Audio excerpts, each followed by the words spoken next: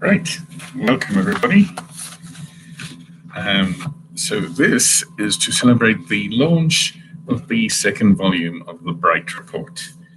If you don't know what that is, the Bright Report is a collection of short stories, all slightly themed as if it's written for a fictional journal that looks at various fields of human endeavor. This time, we have stories of music and the paranormal and antiques and much more. And without further ado, I'm going to read us a little extract to give you a taste of what's in the second volume. So I present to you the music story, which is the first story you'll find and also the first one that's available in the preview on Amazon, so I'm not spoiling anything too much. So, and everybody can hear me, right?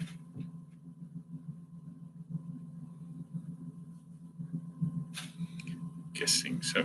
If you can't hear me, let me know. Okay. Hello. All right, so I present to you the first story in Volume 2. Murky Dishwater and the Quest for Peace. While the gods of rock and roll may have given their blessing to similar groups, Murky Dishwater could be said to be cursed. Brought together by a love of 60s progressive rock, long hair, and homebrew beer, the group seemed to be the perfect match, on paper at least. The band was made up of the following members: Alex Barksdale, bass guitarist; Shannon Barksdale Jr., drummer and Alex's younger brother; Cole Hank Blank, electric guitarist and sound engineer; finally, Franklin Morse, lead vocalist and pan flutist. They occasionally featured Franklin's classically trained sister Dot, but she was not considered a main member. Her operatic style is said to clash interestingly with the band's garage aesthetic. They started off, as some bands do, by playing covers. It works for the Stones, said Shannon. Their takes on the classical songs proved to be too unique, as Catherine Quaver, music critic at the Timely Journal, put it.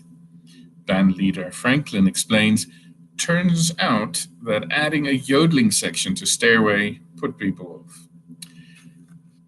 Or I'll say, Alex said, some people became physically sick. And none of us can really yodel, said Shannon. Hank merely nodded.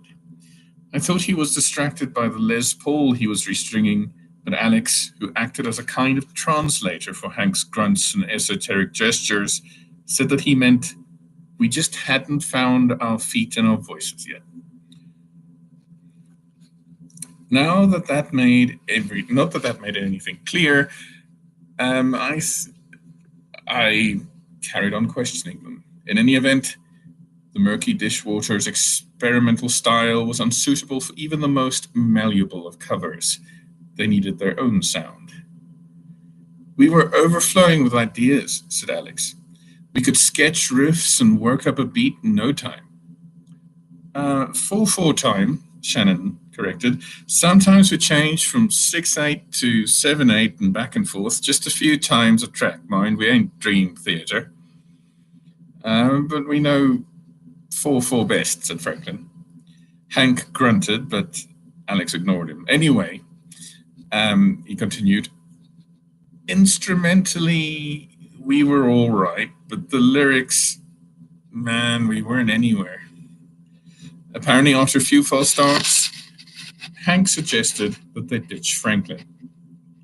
He believed, Hank began, but was interrupted by a grunt from the guitarist. Sorry, I stand corrected. He continued. He believes that you don't need lyrics, especially if you have a gifted guitarist. But Franklin had a license and a van, said Shannon. And style, Franklin added. No one met his gaze. It was then that I noticed that the tuxedo number he was wearing was in fact an entirely knitted onesie.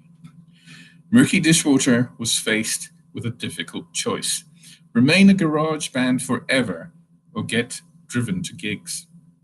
Franklin had to become a lyricist overnight. My expertise was in IT, he explained. I could unfreeze your PC, not write poetry. But something did change one fateful night. The beer ran out, said Shannon gravely, in the middle of an all-night jam session, Alex said. As I was stuck on finding a rhyme for Python, I volunteered to get some, said Franklin. What happened next not only changed the band's destiny, but also the course of rock history.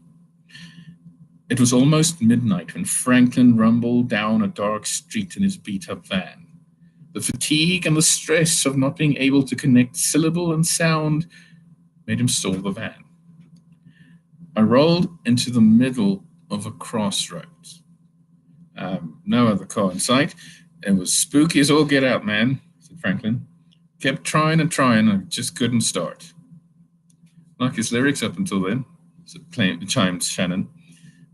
Yeah, whatever. That's when I saw the guy. There was a collective sigh and a rolling of eyes. Evidently, the veracity of what follows is not entirely endorsed by the other members of the group. I screamed when he knocked on the door, Franklin continued. I mean, middle of the nowhere at night and all. The rest of the band sat quietly while the lead singer told his story. Everyone except Hank stared at the floor. The stranger was dressed all in black and wore a sombrero, which was also black.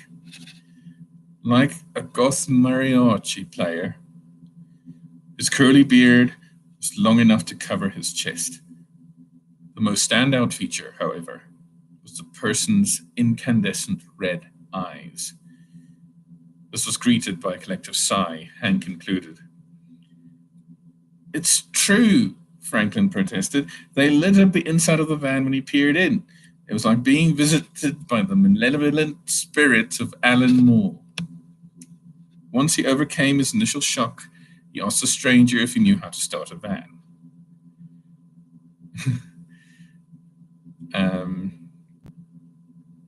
The stranger, in a gravelly voice, told him no, but he could give him something else. He could give him something far more valuable.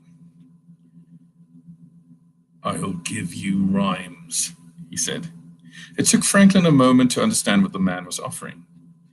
He would give me the gift of lyrics, he said.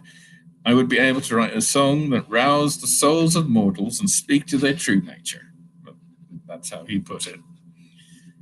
Hearing this outrageous offer made Franklin laugh at the time, apparently. The stranger was unfazed by this. Hard to laugh at someone with flaring red eyes, he said, for long at least. The stranger whistled a tune, strange and melodious, like one of those sad Irish folk songs. You know the ones. The next thing he knew, he began speaking lyrics. I couldn't help it. It just came out of me. I knew the phrase, what came next. I knew how everything clicked. There was a theme, a voice, a deeper meaning, everything I couldn't understand before. The stranger laughed once the song finished, a laugh Franklin said he would never forget. Despite the eerie sound, he was convinced of the man's offer. My socks were totally blown off, man. I agreed to the terms right there and then. I mean, would you pass up on something like that? I asked about the terms, but he said that disclosing them were part of the bargain. I didn't point out that disclosing this meant that he already divulged a term, but I thought better of it. He thinks he's Robert Johnson or something, says Shannon. So you don't think his abilities improved miraculously overnight? I asked. Oh, they definitely did, but we think all the lyric writing books and stuff we lent him finally pierced his thick skull, said Shannon. Whatever the truth may be, upon Franklin's return, the band created what would later come their first hit single, Spin Cycle. It was magic, said Alex. I still have it stuck in my head sometimes. Hank grunted. Had a great solo section, yeah, Alex translated. They were on a roll that night. Where there were no songs before, hits like Mucky Sponge, Toaster Danger, Teary Gloves, and of course, Whose Turn Is It? Were born. I decided not to reproduce the lyrics here for copyright reasons, but for another reason that will become clear in due course. Their first album, Domestic Bliss, was born. The record department at Flamingo Industries secured the right in a hurry. Before they understood what was happening, they had a contract, an agent, and a tour schedule. What you always dream of, said Shannon. It really was like magic. Hank emitted a long sigh, followed by a strum of his newly tuned strings. He says we sold out. He hates the mainstream stuff, said Alex. He's just intimidated by success, said Franklin, straightening his woolen bow tie. When did the trouble start? I asked. Was it during the production of the second album? No, way before that, man, said Shannon. Once the song started getting radio time, well, it seemed like crazy rumors at first, at least until we did our first live arena gig. Then it became very real, said Alex. It happened fast, right after the first verse. Hardcore music fans among you may recall an incident at a Glastonbury festival some years ago. Right before the first day rained out, a massive fight broke out in the mosh pit of a warm-up act. That warm-up act was none other than Murky Dishwater. Whatever sparked the disagreement in the pit soon spread through the entire crowd. Strangers engaged in fisticuffs, friend fought family. There was kicking, biting, punching, and screaming in the mud. The band played on. At first, we hoped they'd catch the beat and calm down, said Franklin. Milkin' First is a good song. But we quickly figured it out, said Alex. It was the lyrics, said Shannon. The more words they heard, the angrier they became. Hank grunted. The words are annoying, Alex translated. No, it was much more than that, said Shannon. Whatever they heard in the song was making people lose themselves. In the end, the police had to break things up. They actually played Black Sabbath by Black Sabbath to calm everybody down, said Franklin. Who would have thought, said Alex. The band received reports from all over the world. The songs were making people angry and sometimes even violent. We don't understand, said Shannon. The words are pretty tame, sometimes verging on boring. Tame or not, the songs sparked controversy. Their songs became banned in many countries, and several DJs lost their jobs for playing songs like Asparagus and Mucky Sponge. As things tend to go in the music industry, the moment they were banned, Murky Dishwater became an overnight sensation. Every rock enthusiast wanted to get their hands on a copy of Domestic Bliss.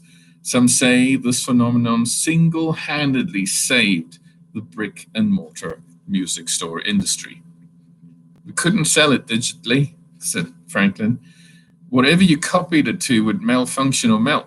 No CDs, no online streaming, no bootleg copies on a flash drive. Unless you wanted to lose a leg, Alex added. We all looked at him. He shrugged. Happened to a guy I know.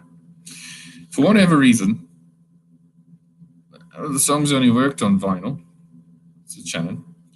The band broke the bank soon after the controversial Glastonbury performance. They had achieved the success they were always hoping for, but something weighed them down. I don't think when I Then I speak just for myself when I say we've always thought of ourselves as the good guys, said Franklin. I've always wanted to give back, make a difference. You know, now that our name and our sound was out there, I wanted to do something good, take the fight to injustice, that kind of thing. The brothers nodded in agreement. Hank sighed elaborately. It seemed that he was starting the process of de-stringing his guitar again. What kind of injustice were you addressing? I asked. Oh, big stuff, said Franklin. Climate change, corruption, unequal wages, immigration, neoliberal hegemony, and quinoa. Those are big issues, I said. Gender inequality, Dot shouted from somewhere outside the studio. Big issues, Franklin nodded. Hank grunted and whispered something under his breath. He thinks music is the biggest issue of them all, said Alex. The band decided to hold charity gigs, where the proceeds would go to a cause close to their hearts. They made several free appearances, including old age homes and schools.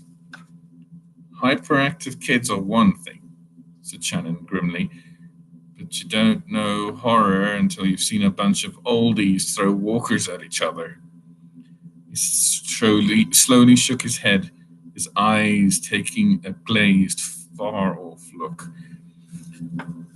One guy flipped the Ludo board, said Alex, right before he downed a whole jelly.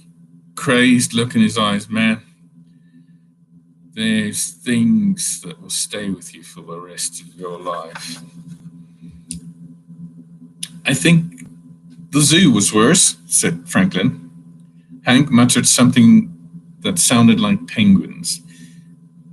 He says that he was most concerned about the rulers of Antarctica, the noble emperor penguins. Most people worry about lions, tigers, and bears, but penguins are the real bastards. That was the fastest I've ever picked up my drum kit, said Shannon. One of the buggers ate my microphone, said Franklin. It was custom. And connected, said Alex. He broadcast his stomach sounds for a good 3 hours. It's not funny, said Shannon. After incident upon incident, every public venue banned Murky Dishwater from playing. The zoo banned them from even attending as ordinary citizens, citing irreversible damage not only to the penguin habitat, but to their mental well-being. Their dream of giving back was starting to fade. Our album sales were still good, said Shannon. We made donations, that kind of thing. But we couldn't play anywhere, said Franklin. They could only ride the success of their first album for so long.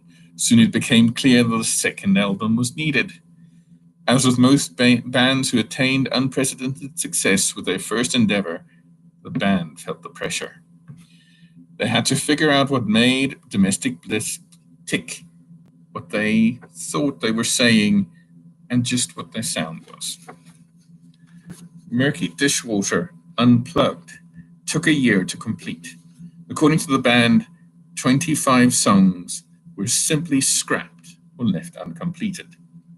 Tensions ran high, personal lives broke down, and Hank threatened to quit. He didn't leave in the end, said Alex, stating the obvious. He says no one else would get him. To push through the block, the band decided to experiment. They risked changing the formula too much, but they figured it was all worth the risk. Many artists can only discover their limits by pushing them. We decided to include Dot, said Shannon. There was something in the way you said her name. Yeah, we have 2 operatic numbers, said Franklin darkly. We felt compelled to include her. There was a strange tension in the room. They were not telling me something, and they were avoiding each other's eyes. Even Hank looked bashful. I decided to diffuse the atmosphere slightly. And the midnight concert? How did that come about? Franklin rubbed the back of his neck. Just one of the things we signed up for. Empty field, full moon, middle of the night, creepiness sells sometimes. But I think you'll enjoy it. Hank strummed his guitar. He nodded. Ready, he grunted. I left the band to set up. The only reason I knew about the concert was through their agent, a Mr. Rantworth. He told me about it, and when I set up the interview. Other than that, there were no posters, no announcements, no marketing whatsoever. When I asked them how many people they were expecting, the group shrugged collectively. Just one of those things. Wait and see. The 4 bandmates and a skeleton crew of roadies set up a marquee at the top of a hill in the English countryside. The moon was indeed full. Its silver disk shone over murky dishwater as they tuned up. There was no crowd, not unless you counted me. The enigmatic Dot Morse made an appearance. In keeping with the Halloween aesthetic of the second album, she adorned a black wedding dress. She was perhaps slightly more generously proportioned than the dressmaker was expecting, but nonetheless there was an air of the avant-garde. As the hour struck midnight, the band was in position. The drummer counted them in. The speakers whined. Pedals were stamped. Murky Dishwater launched into their new song, My End of the Deal, and Dot stepped forward, microphone in hand. The song and the rest of the night were a bit of a blur. The last thing I remember was a red-eyed mariachi player dancing the night away. Okay, so that's the first story, and as a bonus, I did write lyrics to the one song, which I'm not going to sing because I have no musical talent. So yes, that is the first story in the collection about music, and that's sort of the style you can expect. So now, thank you for listening, first of all. Secondly, does anybody have any questions?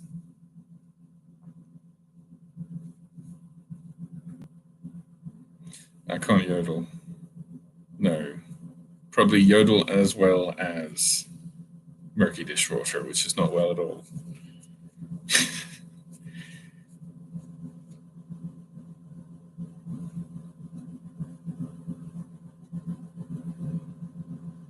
Okay.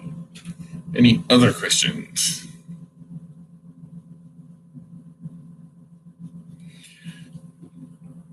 Pleasure. Yes, and also, obviously, Volume 1 is still available. It's still pretty new. How many books in the series? That is a good question. Some of the stories are split up as the travel story. There's a part 1 in Volume 1 and then part 2. So far, I've got enough planning for at least 4.5. So we'll see. There is a big meta plot building. So some keen-eyed readers among you might notice that there's something bigger going on in the background. Yes, I'll leave that a mystery, but let's just say there's a lot of puzzles and clues in there, and it's all for a purpose. So right now, I'll say there's at least 4 volumes.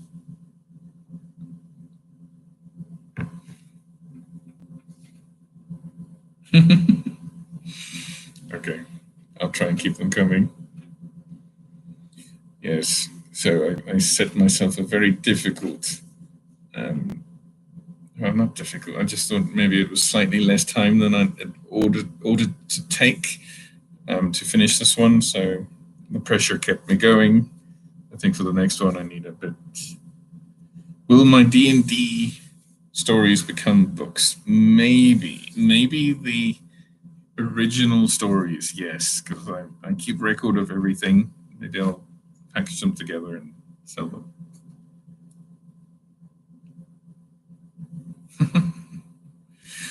Okay. Yes. Megan, get stronger glasses and you will find the clues and the enigmas That was a clue. Yes.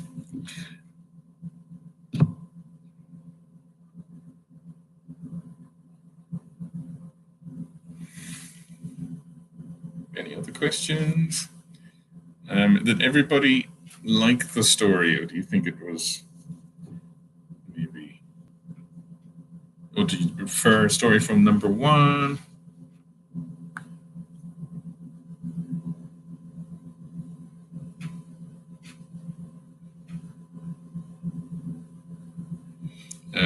Okay, yes.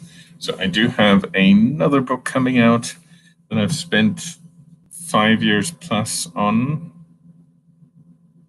Yes, I will post the lyrics. Oh, give me a second. Yes, so I've got another book I spent 5 years plus on. Thank you.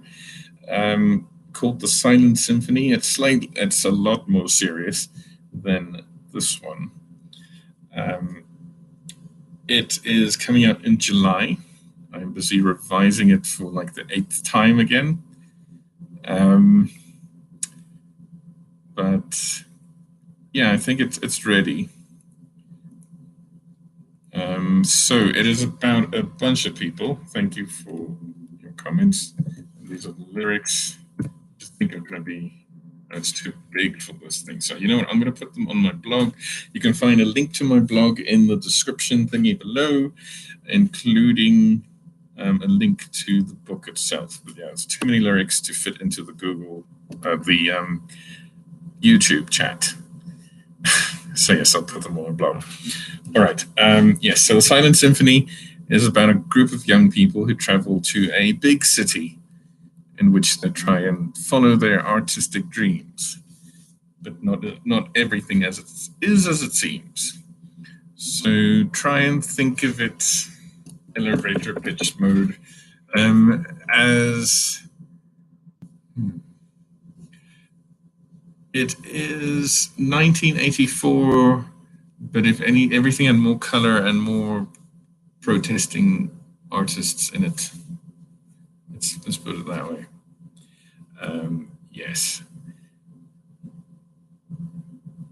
And that will also be on the, if you follow the link, you'll also find the pre-order page for that with some more information. And I'll add more information on my blog when it gets closer to the release date. So yes, volume 2 of the Bright Report is releasing on ebook tomorrow. The paperback is available right now. It depends where you live, because import fees, if you're down here in South Africa, it's not always too great, but there's many options. Right. Any other questions?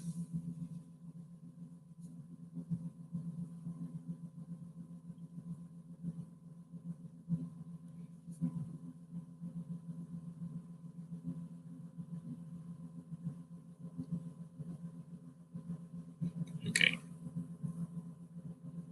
Yeah, I think that will be it for now. I will read more stories at some point.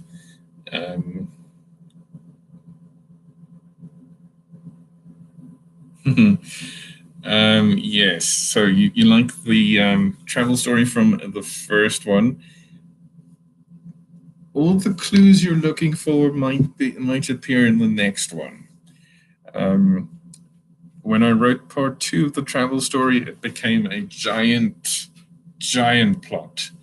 I had originally planned it just to have 2 parts, and I realized, no, this is maybe more story than. Yeah, you'll see. Just read it, and you'll see that it's building towards something as well. The other stories are all complete stories. So yes, mystery. All right. So I think we will leave it there. Thank you for watching, everybody, and thank you for your comments and support and your questions about the lyrics. Like I said, the link to the blog is down in the thing, the description box, whatever they call it. So yes, thank you, everybody. Until the next Bright Report, pleasure. Thank you. Bye.